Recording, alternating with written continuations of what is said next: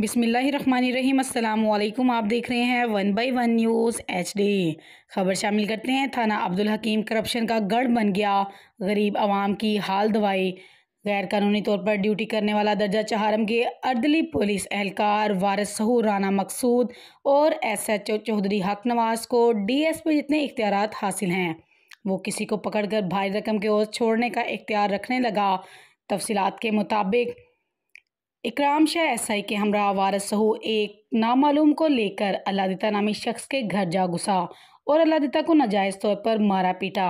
इसकी बीवी, बेटी और ज़ईफ़ वालदा को गलीज़ किस्म की गालियां भी दी।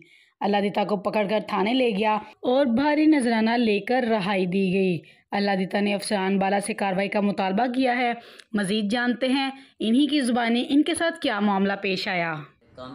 अल्लादिता वल्द अब्दुल सतार मेरा नाम है जी। अब्दुल हकीम दा मैं रहशी हाँ महमदी मल्ले का। 9 तरीक का मेरे नाल वाक़या होया जी। 9 तरीक 3:3:30 का टाइम है जी। शाम का 3:30 का वाक़या। दरवाज़ा यकदम भज्या है तो अंदर वाड़िया इन्हें जी 3 मुलाजम। 2 नूं मैं जानना, एक नूं मैं नहीं जी जानता। एक वारसी सहू है जी, वह भी सिविल सी। एक वर्दी सी 2 फुल्लां वाला इकराम शाह जी। मेरे घर वाड़िया ने, मेरे बच्चे बैठे सन इत्थे, खाना शाना खा के असीं बैठे हाँ। उन्होंने जनाब अली प्रैशर पाया, यकदम असी खड़े हो गए, परेशान हो गए भी की होया साडे नाल। उन्होंने जनाब अली मैनू गाली गलूच कढ़िया, मेरी बेगम ने पूछया, इनू गाली गलूच कढ़िया। मेरी वालदा है जी ज़ईफ़, वो आई है तो उन्होंने भी धक्का दिता, माई पीछे हो जा, उन्होंने भी गाल कढ़ी, उन्होंने तो सुनता ही नहीं जी। फिर मैनू लै गए जी बाहों फड़ के तरीक दे। मैं पुछदा रहा मेरा कसूर की है जी, की वजह, कोई उन्होंने वजह नहीं जी दसी। मेरे घरदियां नू गाली गलूच कढ़िया, मेरे बच्चों नाल उन्होंने बेहुरमती की है जी। मैनू लैके जाके थाने ढक दिता है जी। कमरे दे विच लहदा पिछे ही कोई कमरा सीगा उत्थे। बाद विच मेरे घर आए ने, मेरे घरदियां नू परेशान करते रहे ने जी, तुसी इन्ने पैसे दिओ, ये करो वो करो, नहीं तो असी उहदे ते जी 9C पा दिन्ने आ, उहदे ते चोरियां दे परचे दे दिन्ने आ, डकैती दा परचा दे देंगे, ये कर देंगे वो कर देंगे जी। मेरे घर दे बहुत परेशान होए जी। नहीं 2 गेड़े उन्होंने कढ़े ने।